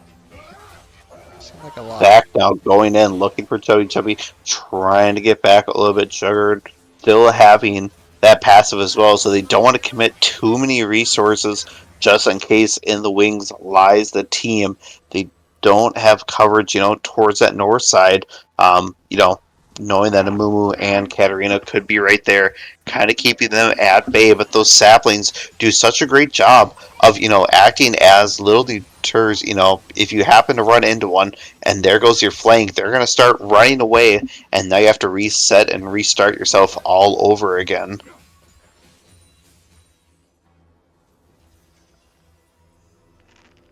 Yeah, I mean, the only thing I can think of is Murk Ginyu Force just, even though they are ahead, I mean, what is that Hextech Soul? Isn't that like a really good one?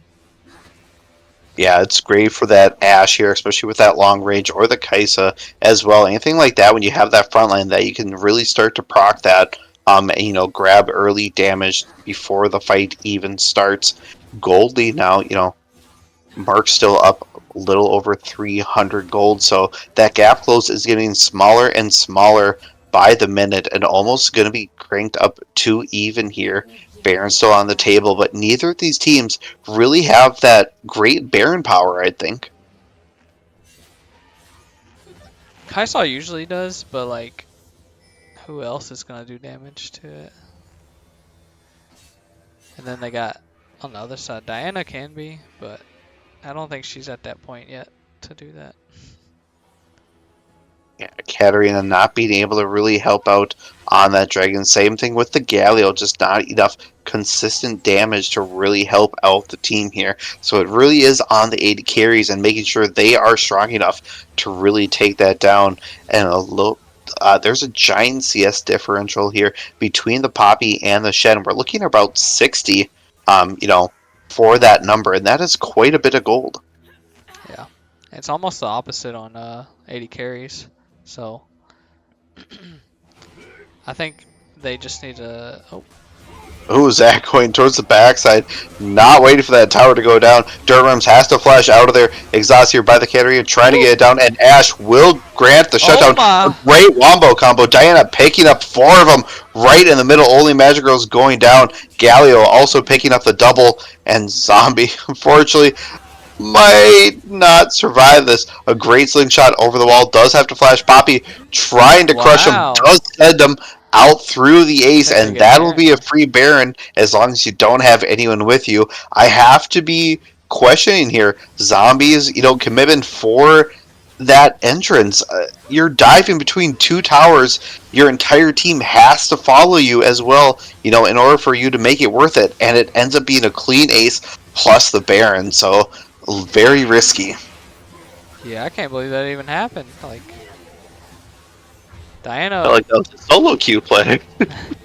Diana does do a lot of damage, and she got that four man. Was it 4-man? Ult? Yeah, four-man lunar eclipse, and that was, the moonfall hitting on top of everyone is going to complete the Zanya's too here. After that next back that she has, so a little more sustained in the fights, and once you find those crucial ults, you can kind of keep yourself healthy for the resets in case Ashe, Dirtmore's barely able to get out of there.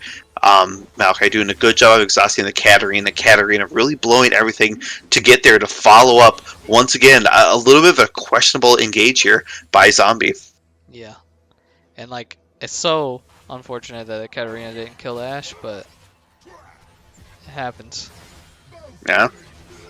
Tanti for Zombie going down very low. About a third HP, does not have the passive either, so has to respect the all-in potential here. Yeah, I think this Dragon Slayers, definitely. Yeah, there is no contest on this Shen here towards the top side. Picking up a whole bunch of needed farm here to kind of gap close this now. Hitting down the tower. Isn't doing it at a crazy pace, but still quite a bit. Katarina also on the side, trying to pick up a little farm for herself. So a little bit of defensive Baron uses. Ooh, Tendrils coming out, trying to find Blood Murk, but not going to happen here. Drake doesn't have enough time to take down that tower here, but is it going to be enough? Lots of slows here. Drake Flash. having to pull up the flash, but it's a little too late. Dirtworms still had you with the auto attacks and is able to catch up to you. So, you know, you could argue a little bit of wasted Baron here. Apparently, they've taken 2 towers now on the defense with the Baron, so not too bad here, but they are going to get collapsed on. Zombie here gonna spot out the Diana towards the bot side, or towards the top side, excuse me, of that, and they are gonna escape for the bot side here of Murk Ginyu Force and really get the heck out of dodge, you know, some would say. Yeah, I think if she has Zhonya's, she can make that play, but since she already popped her what's it called again? The stopwatch. Shattered arm guard. Yeah. And I think she was just being more safe about that dive, because I think she wants to all the time now, but Yeah, you just gotta be careful here. But Poppy towards the top side, taking the tower. Same thing here with the mid, so kind of a trade back of the turrets on both sides. Baron, you know, gonna be running out here relatively soon, and I think that was a pretty good push. Yep, just ending. yeah. And they pretty much brought it back. Like, they were down a few K, and then they were cutting it close, like, even though they were down 5-6 kills, and now they're up 4K or 3K, sorry. So they pretty much did a 360 on that one. Yeah, big swing of the pendulum here. 8-8 for the kill count. Still those hex techs, you know, gates still up to make the plays. They do have quite a bit of deep wards here, or at least 2 of them for the side of Murk Ginyu Force, trying to push up that mid once again, grab a little bit of pressure, forcing them to kind of collide with everyone. 2 minutes here for the Baron, 2.5 here for the Dragon as well. That could be a soul point here for Murk Ginyu Force. If they want to end up, you know, maybe trading the Baron for the Dragon, that could be an option for them. Yeah. You also got to look, like, mid, top, and jungle all have level 3 ults on the side of SpaceSloths, and that's pretty strong compared to the Murk Ginyu Force.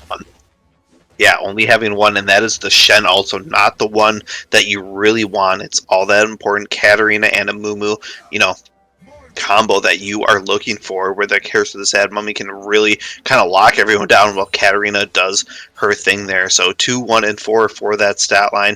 Looking probably here, I'm guessing, for the death cap on that 3rd item. We'll see if she has enough for this next fight here. Minute 30 on the Dragon, and they have to start positioning and really grabbing wards here. Otherwise, it's going to be tough to really enter the jungle.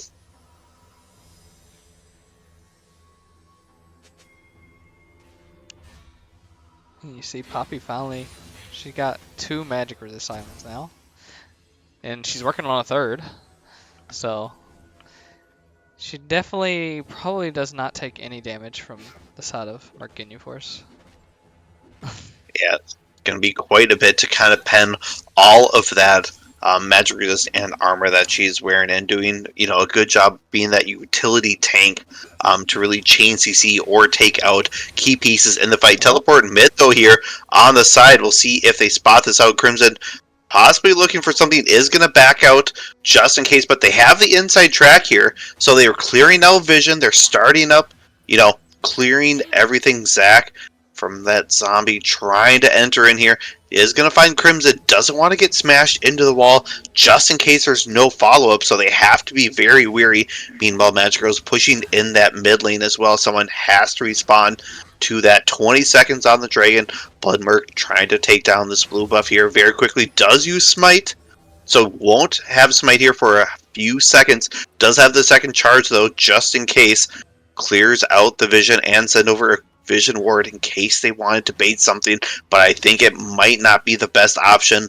Zach and Kaisa still towards that top side. Blood Murk getting caught out just a little bit with a vision here, so they keep on going back and forth into these wards and this nice little curled, you know, grasp here, trying to figure out who's going to be the primary target. Stun up for Shen. Drake going to take a little bit of damage, but not a lot here as Chubby is off towards the side. But here comes Zach looking for that Ashe. Once again, that all-important engage is going to find one. Not going to find another. Passive has to break down. Stand United also being used here on Faded Eclipse. They're looking for a primary target.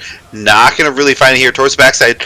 Oh, that Fade here coming out. Galio crashing into everyone and really cleaning up, landing a taunt as well. That is a double kill here for only Magic Girls, and Drake has to walk away at the end of it all. This will be their third Dragon pickup, and what a team fight. Yeah, like Diana is just too hard to deal with. Like, she just deleted Zach, and then she just went in and ulted, and nobody was focusing her because they were trying to get the Ashe, but Diana was able to free kill, I think it was Katarina, and then Kai'Sa was last to be picked off. You know, in lane, the value of the Zac may have been great, but outside of it, your team can't follow up, you know, 2 screens away and really help you out, and you didn't find that all-important knockup in CC Train, you know, onto Durant Worms. Yes, they still fell. They blew the cleanse. They blew the flash. But at the end of the day, you did not win the fight. And really, you know, giving over these dragons is really hurting you now. And we see the gold lead, you know, posturing at that 4K mark. So a little bit, you know, growing of that difference. Shen, little overextended, is backing though. So they're not going to be able to find him. Baron on the board. And this could be another giant team fight that could spell disaster for one team. 36 minutes into the game, death timers are getting quite long at this point too, so one bad team ace, and that could be it. Yep. And Diana is huge right now. She has 200 almost 70. Yeah, going here on the Zac getting taken out pretty low. Did pop the passive in the last fight too, so we got to be careful about, you know, your commitment on these fights here. Crimson, I mean, eating up quite a bit of damage, but looking very healthy yet in the process. Timic towards the side, looking for a Mumu. Doesn't quite find Bloodmurk on that other side by the Raptor pit. And they are just going to start slowly clearing these minions out here. Baron still the dance. Sloths doing a good job of keeping themselves on that inside track, making sure they are the ones to dictate when you can go in. Zac finding one on Crimson, but not enough to really slingshot everything together. Fade Eclipse as well, doing a good job of finding that backline with the killer instinct, but unfortunately, you know, not surviving on that fight, but pumping out a lot of damage. Zombie healing up here, and they're just dancing back and forth for these fights. Yeah, it's kind of hard for Kai'Sa or Katarina to really do damage to Diana. And Diana's their main focus right now, I think. And she has Zhonya's to be ready, so... And she pretty much kills their tanks too, so it's kind of hard for them to do anything at this point. How farmed up Diana is, and... But Kai'Sa's pretty farmed up. I think she just needs like a pin item or some kind of pin item. Maybe Void Staff? Maybe? Or maybe even the Terminus. I feel like Void Staff would be better here, so she doesn't have to get close. Yeah, opting into that Sonya's as well, some more AP in the hands here. Baron going to be started up here. I'm very shortly. Crimson looking for a primary target as well. Zombie Juggernaut. We've seen these long engages, so we'll see, you know, if there's another one here intact. Galio now towards the top side, having to clean up a bunch of minions. Shen as well, splitting off the side. Probably going to find another tower unless they opt in to spend a lot of resources kind of stopping him. So he's kind of been a slow taker at these towers, but he's put himself in good position to help out the team. No one's really around him, having the Titanic Hydra, and there's a free tower.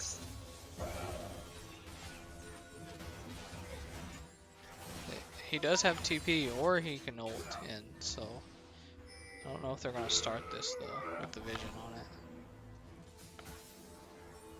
Yeah, we see those critical level 16s here for the ult. They're not able to spot Crimson out just yet. Zac winding up and opting out of the take. They're finding him with one.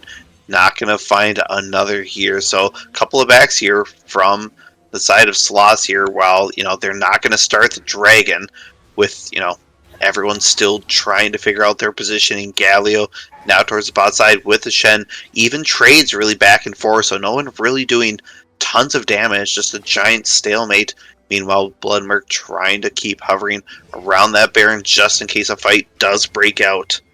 Zach back as well as the Katarina. These teams having to reset once again, and maybe they're going to switch their focus from the Baron across the map here for this all-important Dragon, and that would be so point. Asher going down, fighting out Kaisa. That is a giant pick-out movement towards the backside here.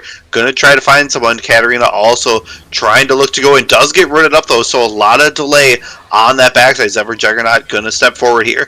Going to hit the passive once again. TP being used here on the minion. Not going to save the Zac. Going to go down. Timic crashing in now is the Galio. Going to find one. Blood Murk going down. That is a double kill. And this does not look good. 30 seconds left on the timers here. They're going to take the tower, take the inhib, and possibly push for the end. Yeah, Diana's autos are really good at this point in the game. She's full build pretty much, I would say. Yeah, I don't think they just finally got the Ashe ult on Kaisa. Kaisa was, he kind of did that the first game too, got caught out too much. Yeah, just one good pick will kind of send them into a despair, and that will be the end right here. And that means SpaceSloths 2-0 Murk Ginyu Force. Yeah, the Ashe doing a lot of work here throughout the entirety of the game, utilizing that ult, and the rest of the team as well for these great team fights and a great comeback from what looked at a very one-sided game.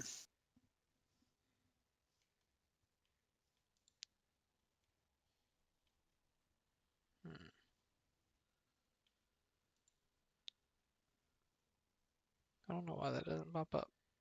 It was 2-0. Yep.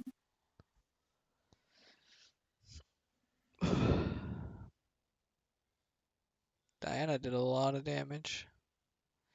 So did Galio, keeping Katarina at bay.